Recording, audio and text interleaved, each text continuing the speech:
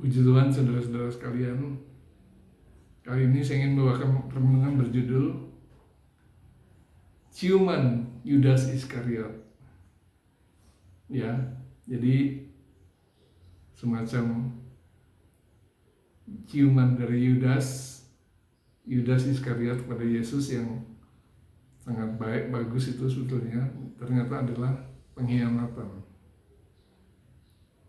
Jadi saya beri judul renungan kali ini adalah Ciuman Yudas Iskariot.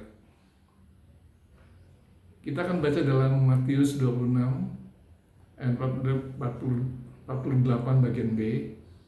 Matius 26 ayat 48 bagian B. Demikian firman Tuhan. Orang yang kucium, itulah dia. Tangkaplah dia. Jadi Yudas berkata, orang yang kucium, itulah dia, tangkaplah dia. Siapakah Yudas Iskariot itu? Yudas Iskariot adalah anak Simon Iskariot. Kita baca dalam Yohanes 6 ayat 71. Jadi Yudas Iskariot adalah anak Simon Iskariot. Kata Yudas berasal dari bahasa Yunani, bahasa Yunani ya. Bahasa Ibraninya disebut Yehuda. Jadi Yudas itu dalam bahasa Ibraninya Yehuda, yang artinya Allah yang dipuji. Allah dipuji. Sedangkan nama Iskariot itu diduga diturunkan dari kata Ibrani Iskariot atau orang Keriot, yaitu orang yang berasal dari Keriot, yang berasal dari daerah Yudea. Keriot itu dari daerah Yudea. Namun ada juga yang berpendapat bahwa kata Iskariot itu berasal dari kata Sikari, jadi Iskarii. Itu organisasi tersembunyi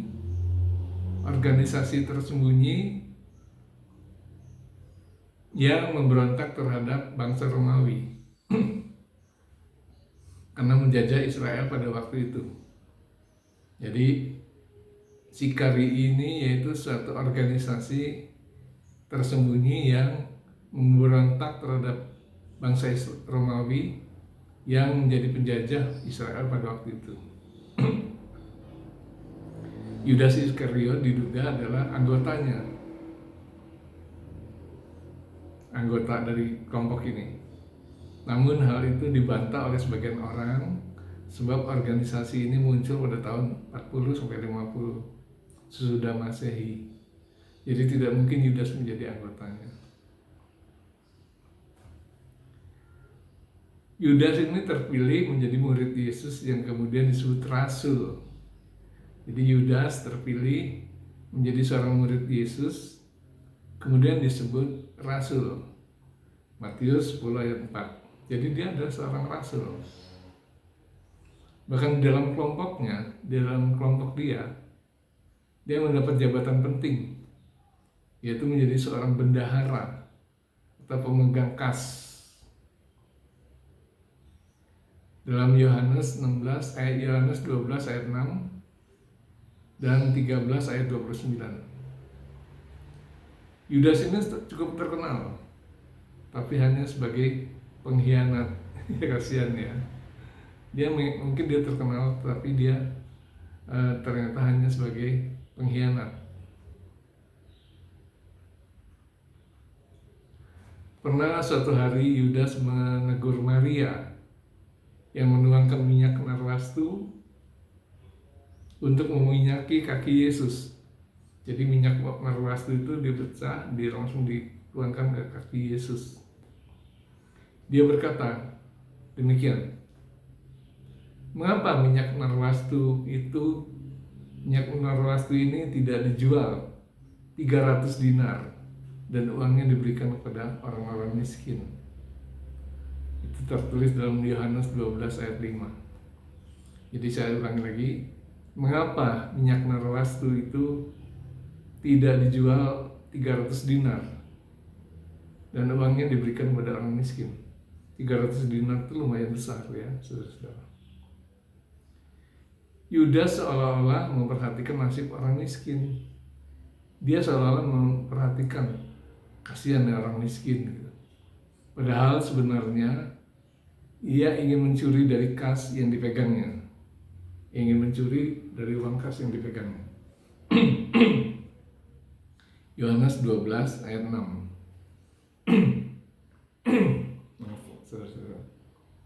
Maka kata Yesus, biarkanlah dia melakukan hal ini mengingat hari penguburanku.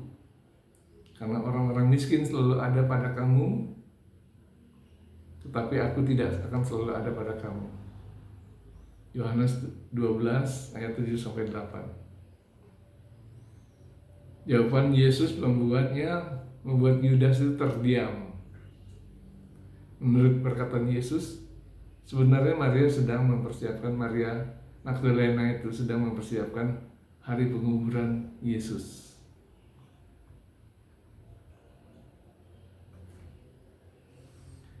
Pernah seorang teman bertanya dalam suatu forum diskusi, ya, seorang teman bertanya dalam forum diskusi, kalau melihat pengkhianatan Yudas kepada Yesus, dia bertanya, apakah berarti Yesus telah salah memilih dia? Salah pilih? Langsung suasana diskusi hening waktu itu. Sepertinya kata-katanya benar. Wah, Yesus salah pilih dong. Lalu seorang menjawabnya, tentu saja Yesus tidak pernah salah pilih. Yesus tidak pernah salah pilih. Namun ada teman yang membantahnya. Tapi pada kenyataannya Yudas mengkhianati Yesus.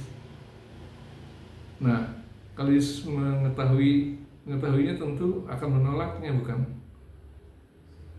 Ramailah suasana diskusi itu dengan masing-masing pada kelompok pendukungnya.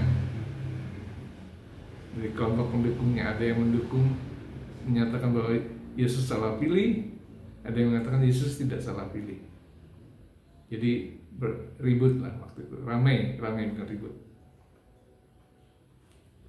Setelah reda, yang menjawab tadi berkata lagi, melanjutkan perkataannya, Yesus memang sudah mengetahui hal ini akan terjadi.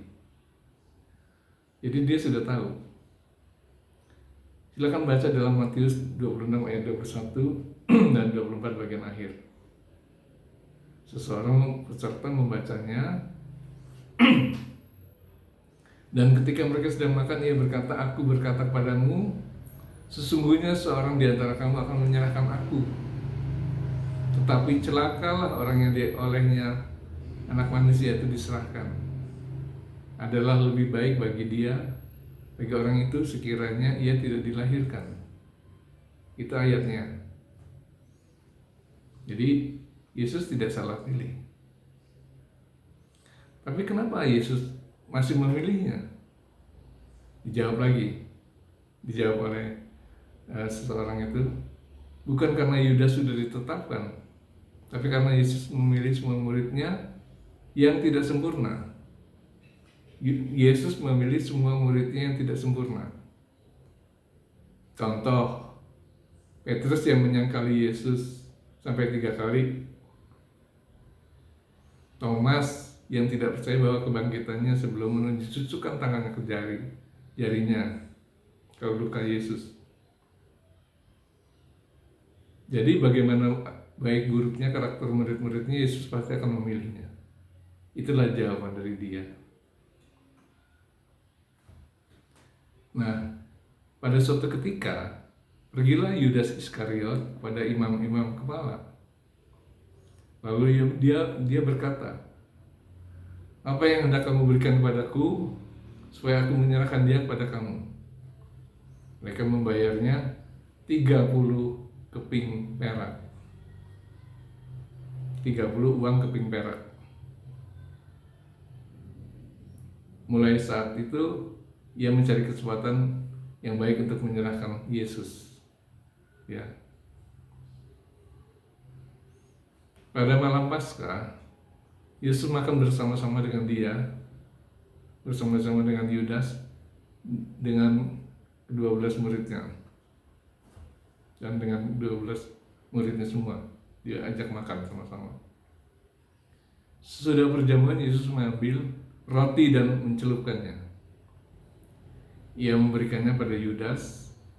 Sesudah Yudas menerima roti perjamuan pada malam itu, ia kerasukan iblis. Maka Yesus berkata kepadanya, "Apa yang hendak kau perbuat, perbuatlah dengan segera." Yohanes 13 ayat 26-27.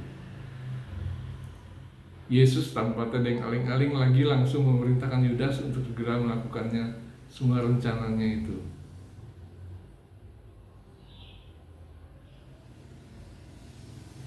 Nah, ketika Yesus sedang berdoa di Taman Getsemani, datanglah Yudas bersama rombongannya hendak menangkap Yesus. Yudas telah berpesan pada rombongannya, "Orang yang akan kucium, itulah dia, itulah Yesus, tangkaplah dia." Matius 26 ayat 48 bagian B. Lalu Yesus datang dan berkata, "Salam Rabi, salam Guru." Lalu mencium Yesus. Maka kata Yesus kepadanya, "Hai Yudas, engkau menyerahkan anak manusia dengan ciuman?" Engkau menyerahkan anak manusia dengan ciuman. Yesus tahu berarti. Dalam Lukas 22 ayat 48 bahwa Yudas itu, Yesus tahu bahwa Yudas itu penipu dia. Berbohong padanya, pura-pura mencium dia, tapi dia menyerahkan.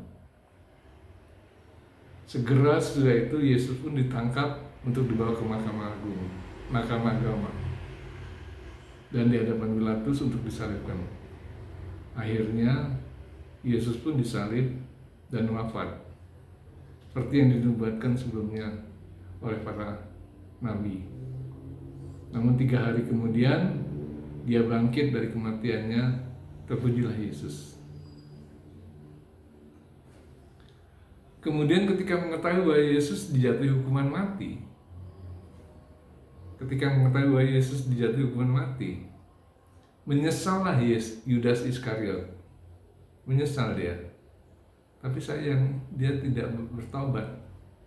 Hanya menyesal saja. Uang 30 perak itu dikembalikan kepada para imam, dan ia pun bunuh diri. Dan itulah akhir hidup dari seorang pengkhianat. Dia tidak mendapatkan apa-apa, malah menjadi orang yang binasa dalam kekekalan. Yudas yang semula dipilih oleh Yesus menjadi rasul, bahkan dipercaya memegang keuangan, ternyata menjadi pengkhianat. Dia memberikan ciuman pada Yesus, suatu ciuman yang amat menyakitkan. Dan sayang sekali, ketika menyesal ia tidak datang pada Yesus dan mohon pengampunannya, tapi malahan bunuh diri. Binasalah dia dalam kekekalannya, binasalah dia. Bagaimana dengan kita? Pernahkah kita menyakiti dan menyalibkan Yesus untuk kedua kalinya? Pernahkah kita menyakiti dan menyalibkan Yesus untuk kedua kalinya? Mungkin tanpa sadar kita telah melakukannya. Ketika kita sadar, apakah kita menyesal? Janganlah kita hanya menyesal, tapi segeralah mohon ampunan Tuhan, ampunan dari Tuhan Yesus, seperti Petrus dan Thomas yang mohon ampun pada Tuhan Yesus, dan mereka diampuni oleh Tuhan Yesus. Tuhan pasti akan mengampuni kita. Demikianlah renungan ini, semoga menjadi berkat. Amin.